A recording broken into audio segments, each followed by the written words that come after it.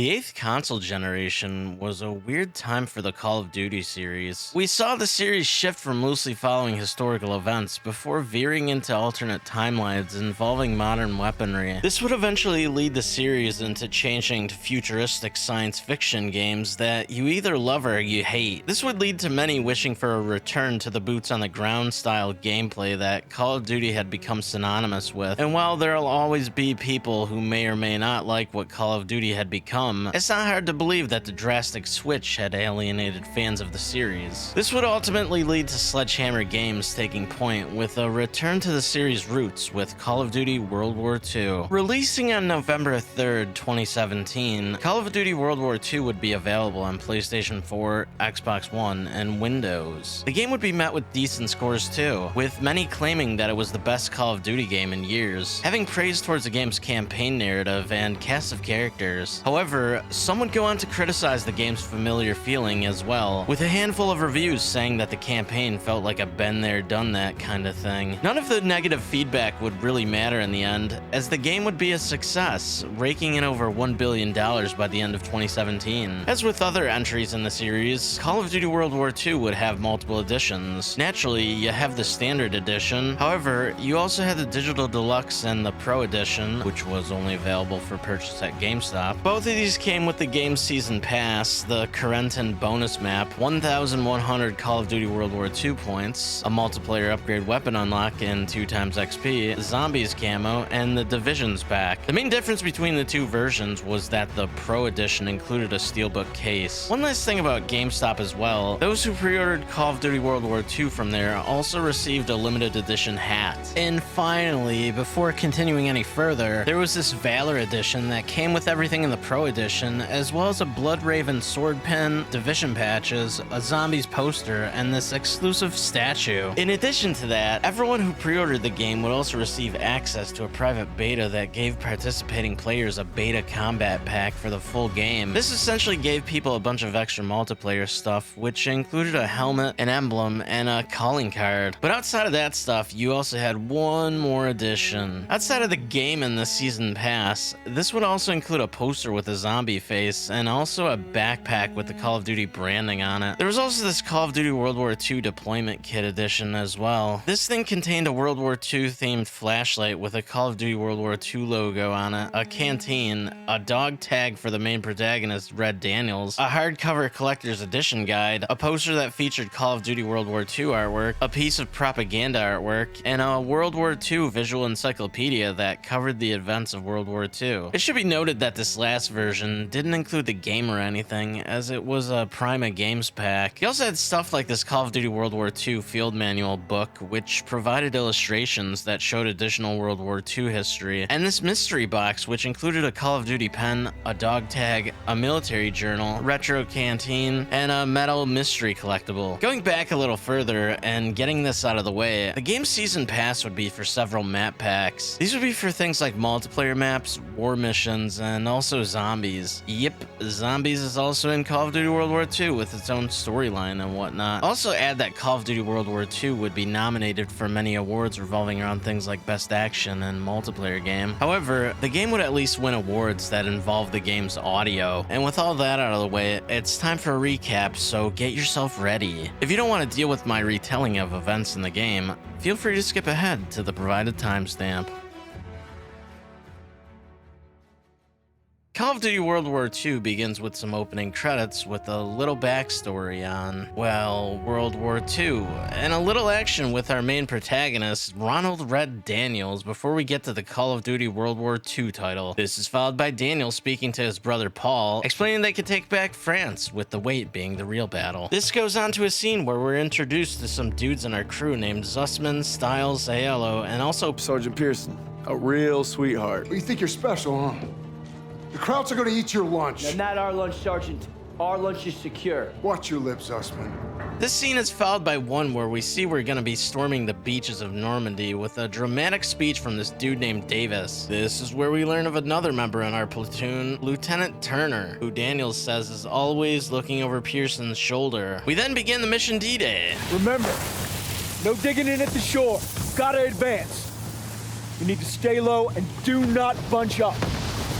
stick to your training, you're gonna make it through. I'm proud to lead you fellas into battle. Anytime, anywhere.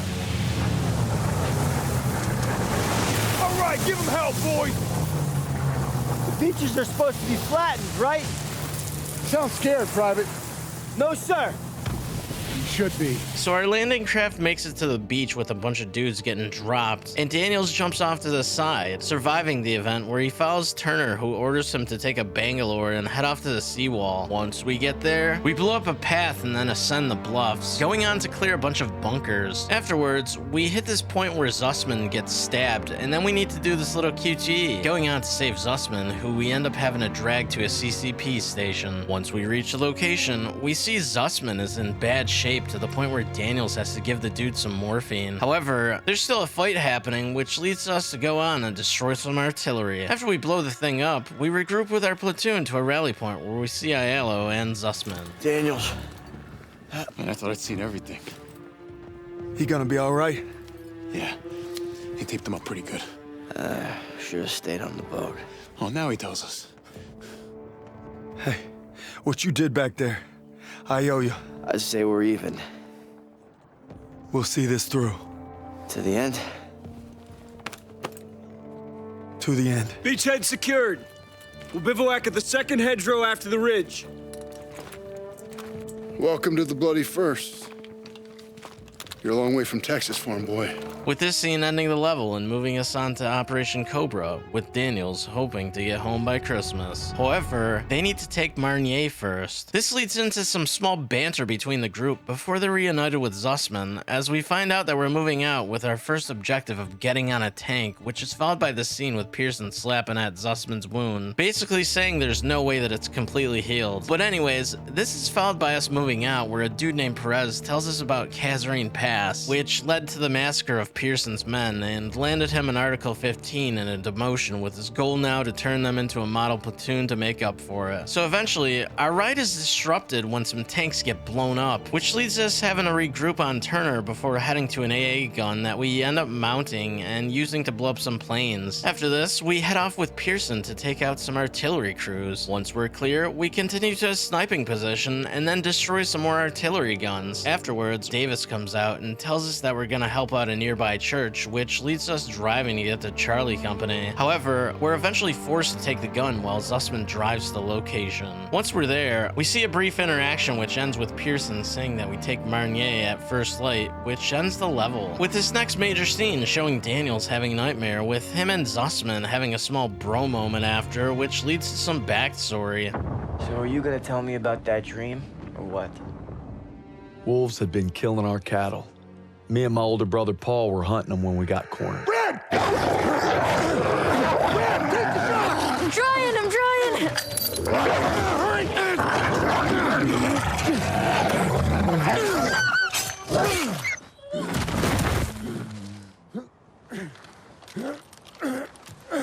You all right?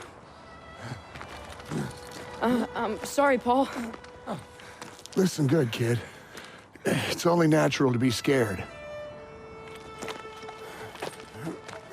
We need to head home, baby brother.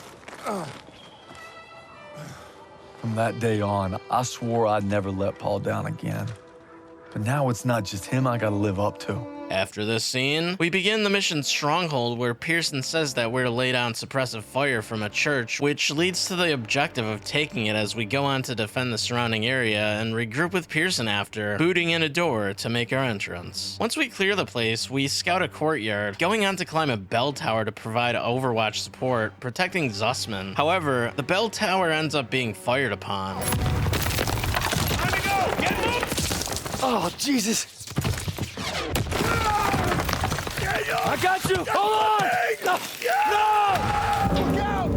Get out of the way!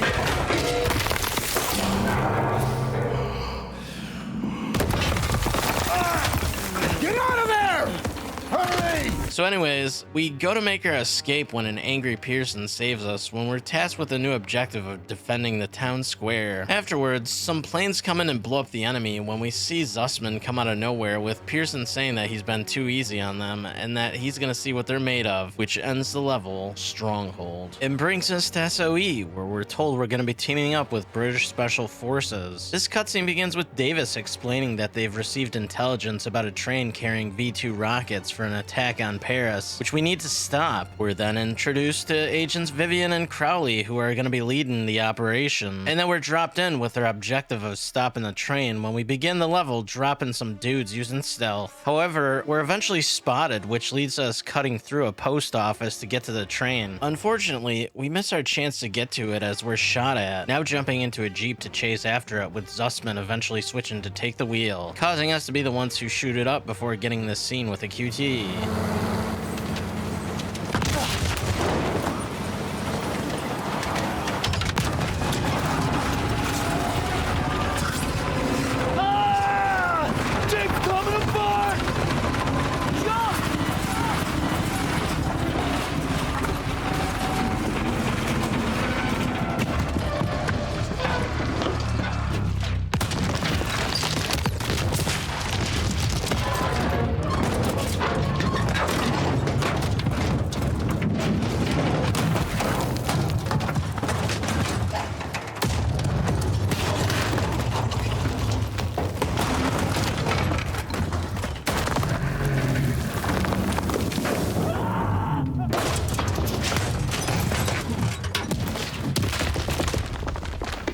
Train crashes, but we survive, and then someone named Russo comes out and helps us, where we then go on to rally with our squad. Learning that we've alerted every outpost in the area, however, before we could do anything else, we'll need to secure intelligence from the wreckage, which we learn with some narration from Daniels that him and Zussman would go on to search for, and that Russo would also have a job for them. This leads into Liberation, where we learn that it's been a week since they took the train out, and that Daniels' platoon is working with the resistance in Paris, with Crowley and Russo having a plan to sabotage the occupation. This level has us starting off as Russo, where we're undercover looking for a contact named Fisher who's supposed to give us some explosives to plant on a gate. Once we find the dude, he tells us that they aren't ready just yet and that we'll have to make a briefcase exchange in the war room. He says that we'll need to use our cover to get into Heinrich's office and then cut across to avoid checkpoints. But anyways, we go onto the office but get stopped by Heinrich before we could get there. But there is one thing of which I am certain.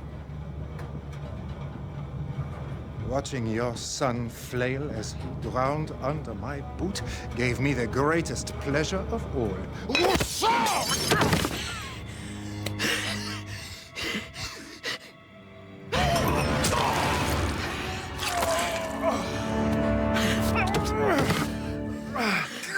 This for my comrades. This is for my son.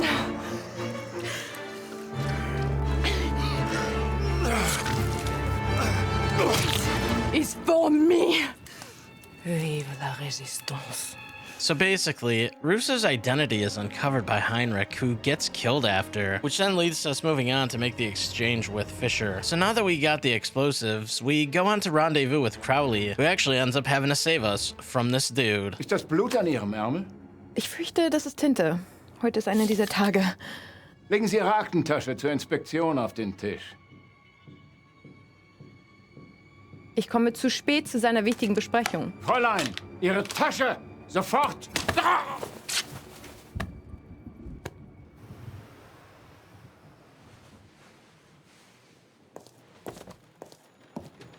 You never disappoint. We've been compromised. The whole bloody place is on alert. They captured our contact. Tell me you made the switch. Yes, I have the explosives. Then we're staying on mission. We'll rendezvous in the courtyard after you plant the charges. So from here, we gotta go and plant some charges. And then after, we switch to Daniels, where we see a big old boom, which signals the assault on the enemy garrison, where we clear the place out. However, we end up needing to set up defenses as the enemy attempts to retake it after, which eventually leads to this part where we jump down from our position to grab a Panzerschreck that we used to blow up a half-track, which inevitably causes the enemy to retreat as we go to regroup with our squad after. Outstanding work, boys. Outstanding. We did it. The ghost forces are entering the city. Looks like we might get that champagne and caviar after all. Hey, Daniels, you still think there's a young gal looking for a handsome GI? Sorry, buddy. That was just to boost your morale. Now he tells me. City of Lights.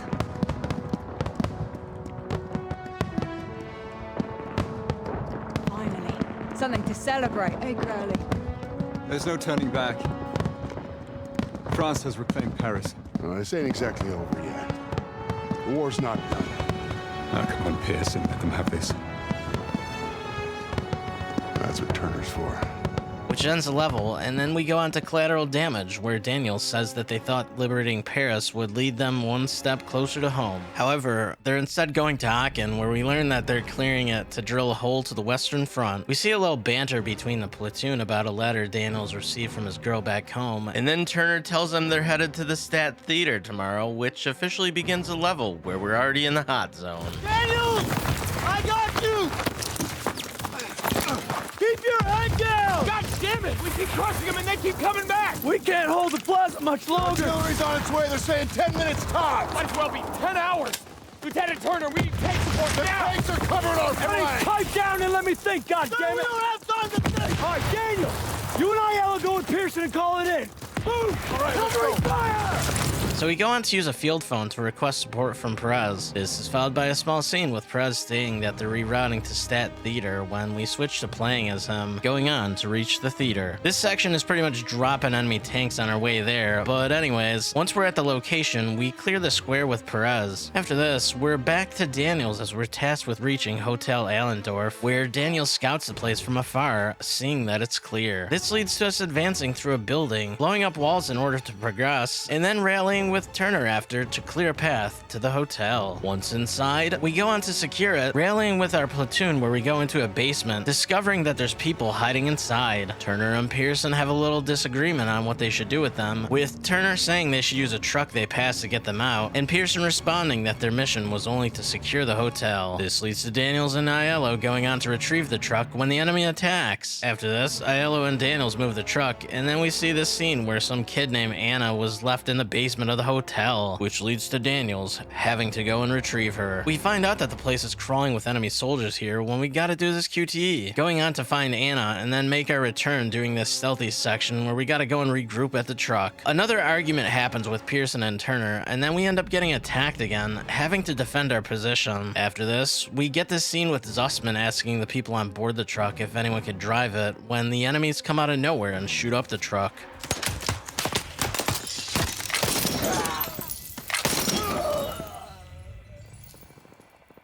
They shot up the truck!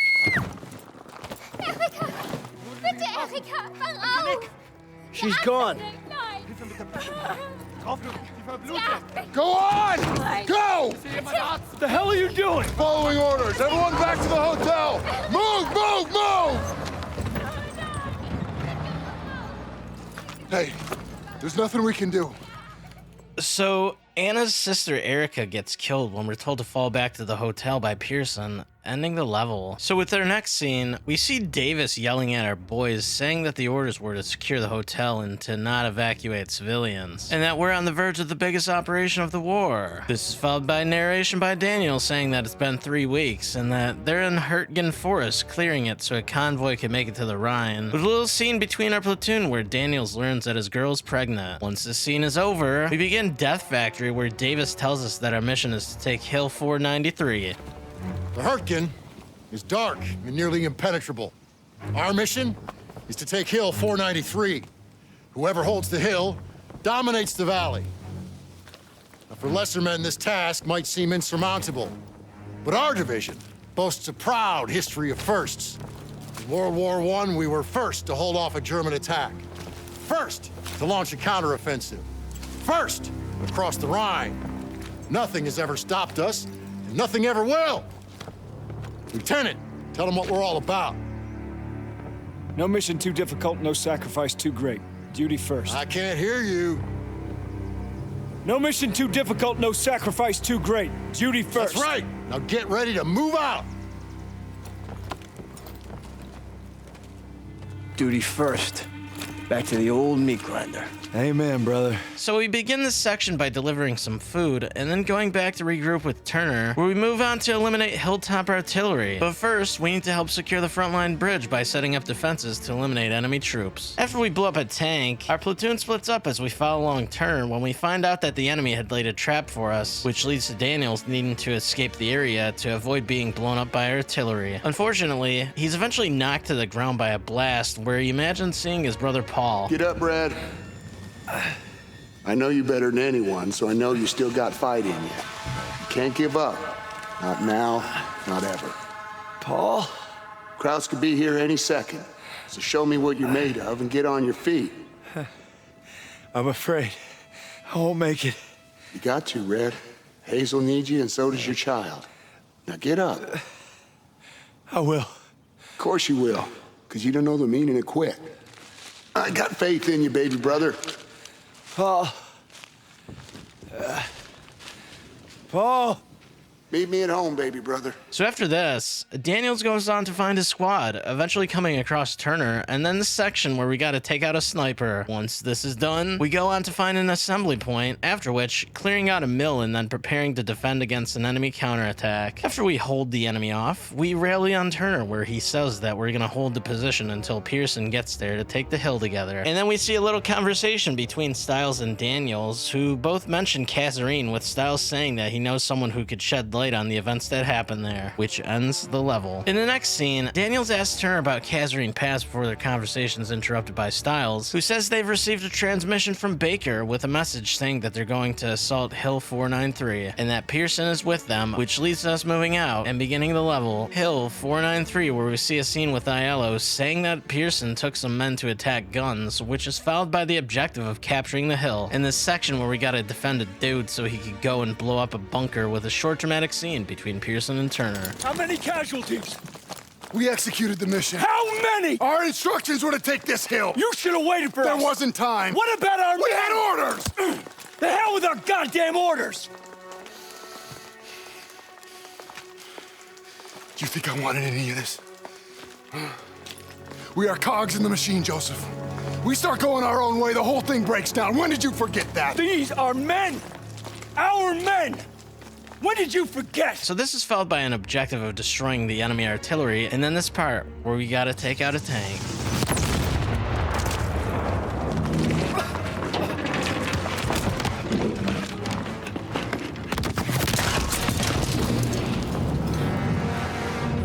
It's Perez! He's it!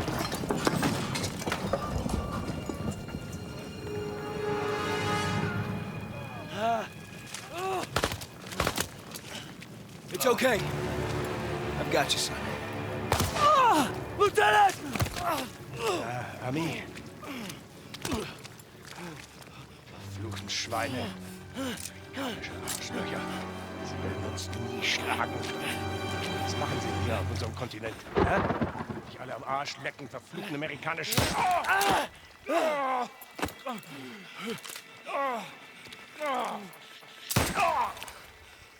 Turner! Enemy reinforcements! Fall back! I'm not gonna make it. Leave me.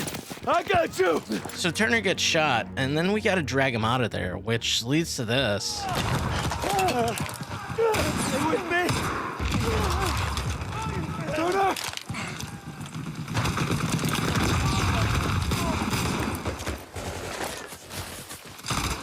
Lieutenant! We gotta get our boys out of here. No, we can still make it! You have to retreat.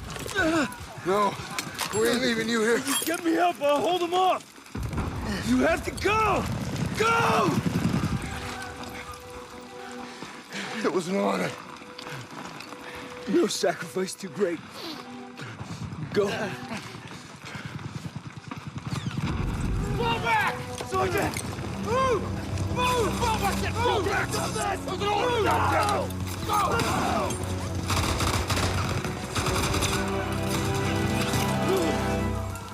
Go! No!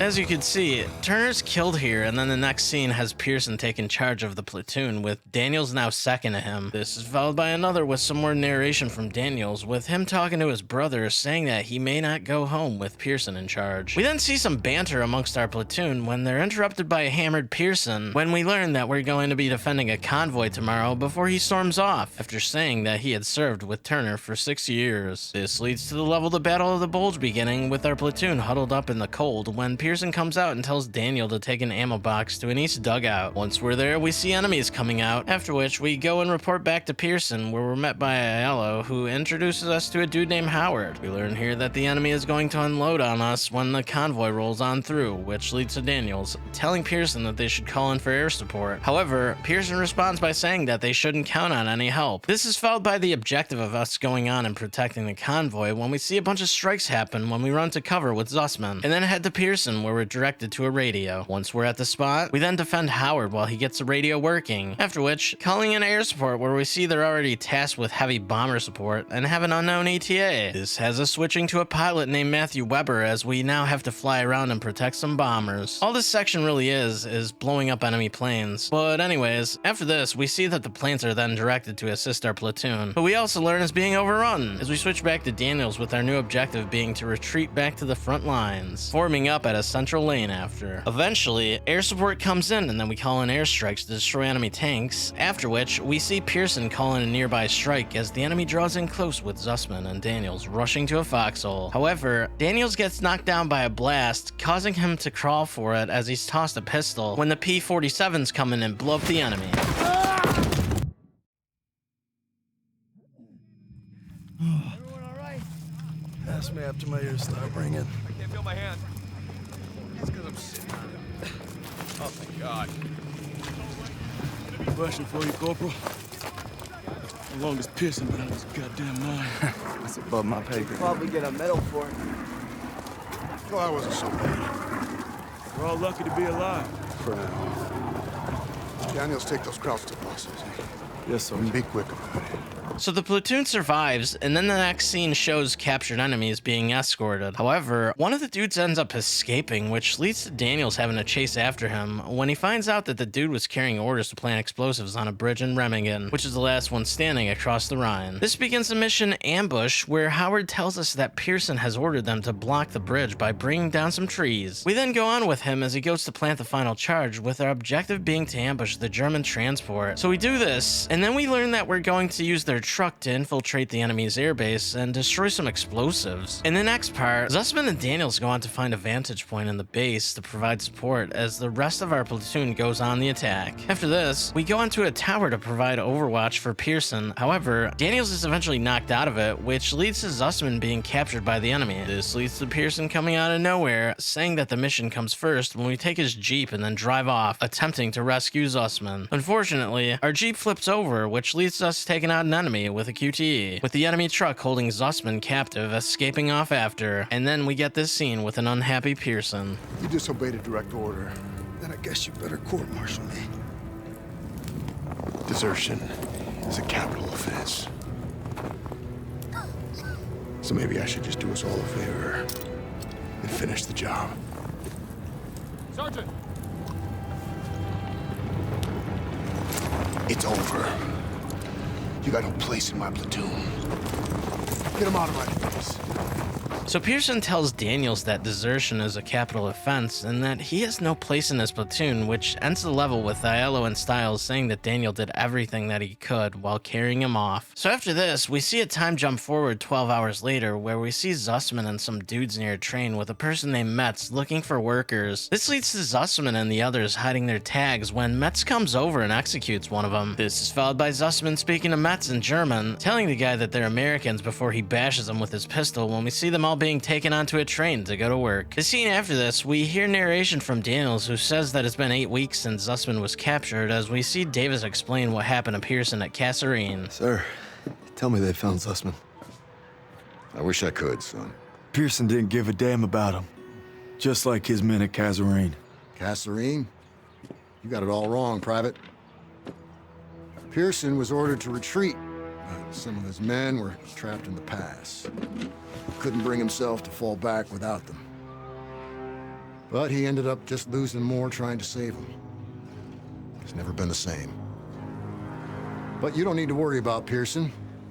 You're headed stateside. So we learn that Daniels is being sent back to the States when we get a scene showing him back with Paul in Texas 2 weeks later. With him seeing his girl and his kid when we see his brother say that Daniels is a hero when we see that he was just imagining the whole thing. This is followed by another scene where Daniels says that he wants to stay in the fight to save Zussman, which leads to him going to Pearson and bringing up Kazarine. I'm not giving up on Zussman. Tell it to the chaplain, because I got no room for a second. Who can't follow orders? You weren't following orders when you refused to abandon those boys at Kazarine.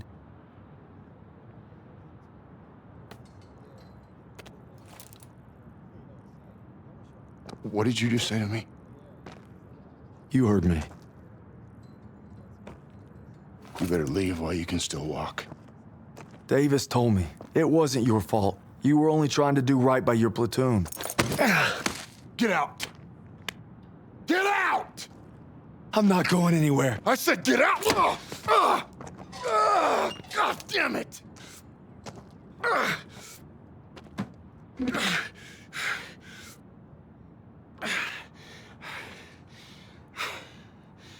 My orders were to fall back, but I just couldn't leave them. I told my men we were gonna hold this pass until reinforcements got here, but they never came. They never came. So I guess you're right. I did get my men killed. Now go. Not without my platoon. You think you got some guts, don't you? Try getting the job done day in and day out while your men are dying all around you. Turner would have never given up like Turner this. is dead. Then make that mean something. No sacrifice too great. You don't know anything about sacrifice. How about this? Honorable discharge papers signed by Davis. My ticket home. I could have had everything. A hero's welcome, my girl in my arms. Hell, even a Bronze Star.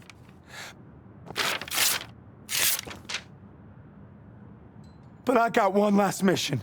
You must be crazy. Crazy ain't the half of it.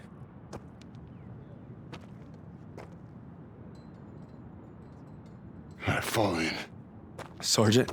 I said fall in, goddammit. So Pearson lets Daniels back in the platoon here, and then we go on to see that they're going to take the last bridge over the Rhine as the level the Rhine begins with the objective of assaulting the bridge, and then going out to scare a tower before regrouping with Pearson. We head across the bridge before the enemy starts blowing it up, reaching the end and clearing yet another tower before once again going back to Pearson, where we rush to capture an AA gun. Once secured, we hop on the thing, blowing up some enemy planes in the process before rallying with our squad when Daniels is stunned by an explosive as the enemy surrenders. This is followed by a scene with Pearson saying they're gonna search some POW camps when we learn that our convoy is rolling in with the war as good as won, as the epilogue begins with us learning that we're gonna be searching the final labor camp. This section, we're essentially going through the camp to search for Zussman, seeing horrific scenery as pictures are taken. Eventually, our attention is directed to Pearson, who points out some tracks when we switch to a time jump of Daniels rushing through some woods.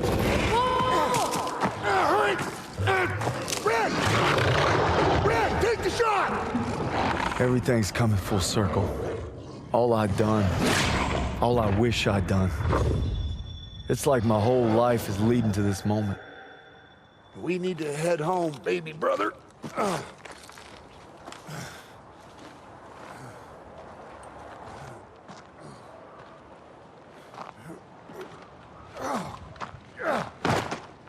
Paul!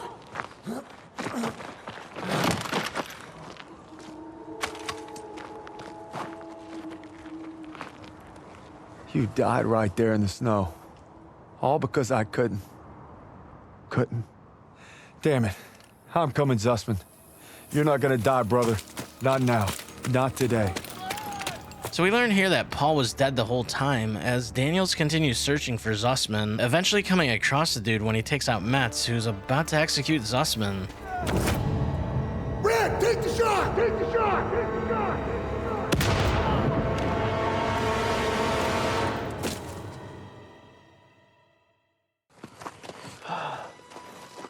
Is it over? You must be dreaming. What'd they do? Thought you were left behind. And I might die alone out here. Drink some. Easy now. Okay, come on, let's get on in. Into the Jeep, come on. Gentle.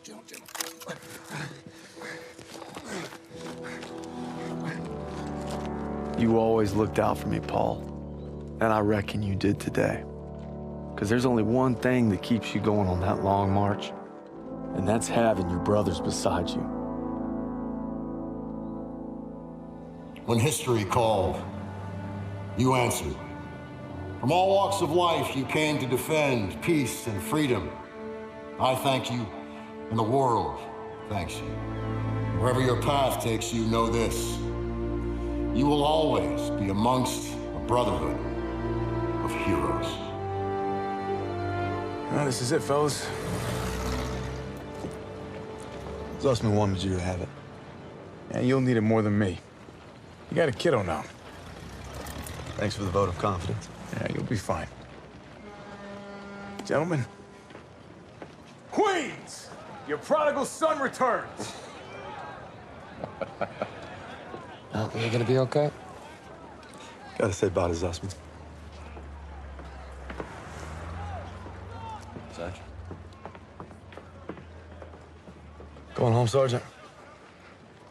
I am home. What about you? You gonna re-up? I've been away from Texas for a long time. You take care, farm boy. I will. When my son asks what I did, I'll tell him I fought with the first.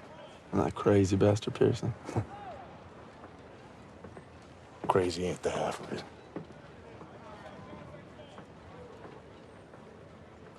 If you're ever in Chicago, I'll get there. oh, yeah, maybe I'll surprise you in Longview first. You're welcome anytime. You know, when they captured us, it wasn't just our freedom that they took. Even though we were together, and we were alone, looking for any way to survive. But you could have gone home a hero. Why'd you come back? I saw that life. Just couldn't live it.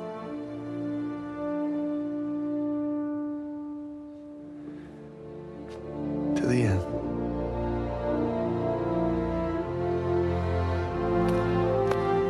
To the end. And that is the end of Call of Duty World War II.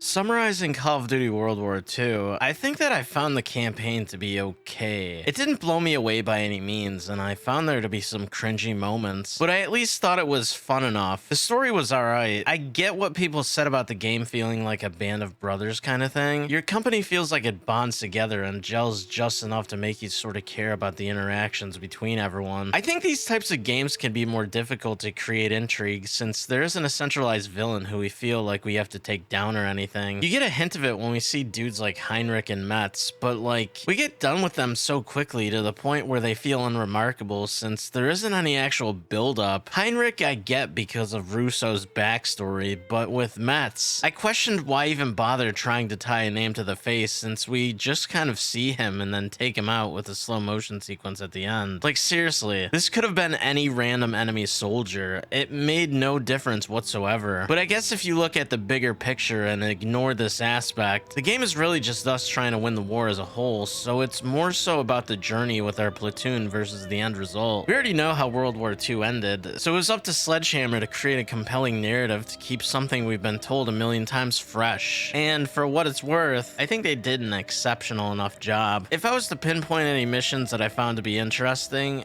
maybe I'd point to the levels D-Day and even Stronghold. In D-Day, you really saw the dark side of war with so many dead bodies all over the place. It's pretty gruesome. And with Stronghold, that section in the church tower was just brutal. I at least like that there was some variety to the game as well, with the driving of jeeps and tanks and even the plane. Though I have to add, it was easier said than done with this game, especially on mouse and keyboard. More on that later. As a first-person shooter with the Call of Duty name attached to it, you typically know what you're getting into. But since Call of Duty World War II returns to the same grounded style that the series had previously been known for, it's a bit different than other games in the franchise that had come out between 2014 and 2016. However, there's some things in the game that hadn't been seen for many years. Outside of the obvious World War II setting, the game doesn't have regenerating health either. This is something that drastically changes gameplay and adds an extra level of difficulty since you can't peek away from barrages and take a breath to restore your life. Instead, you have to use health packs. These things could be given to you from either a squad mate or by picking them up off of the ground. Speaking of which, you're assisted by multiple people throughout the campaign. It can generally change depending on the mission, but each of these squad mates have their own different thing they could do to assist you, like tossing health packs at you or something like give ammo, or even have enemies be highlighted. You could get your allies' gauge to fill up quicker by doing things like heroic actions, which is essentially stuff like dragging allies out of enemy fire, or by dropping enemies. You also have this little peek around cover aim that I'm pretty fond of, but in addition to that, you can also knock over tables and stuff to use as cover as well. As simple as something like this sounds, freshly coming off of mostly older Call of Duty games where you just strafe back and forth and shoot or play peekaboo holding the prone button to avoid getting blasted away at was a refreshing change of pace for me. It's a cool thing to see and I really appreciate the versatility. I also have to give credit that there's some levels where the environment is destructible as well. In Collateral Damage, for example, you can blow stuff up and watch it crumble when you're on board the tank. It's a cool little touch and something that I can always appreciate, especially coming off of the older games where a wall is essentially indestructible no matter what you throw at it. I'd also say that the weapons in the game are okay too. Some of them can sound a bit strange if you come off of something like Call of Duty World at War. However, I didn't necessarily mind them all that much outside of a couple of here and there. The PPHS, for example, doesn't have the same aggression to it as in World at War. It seems worse and not really as cool to play around with since it doesn't sound as ferocious.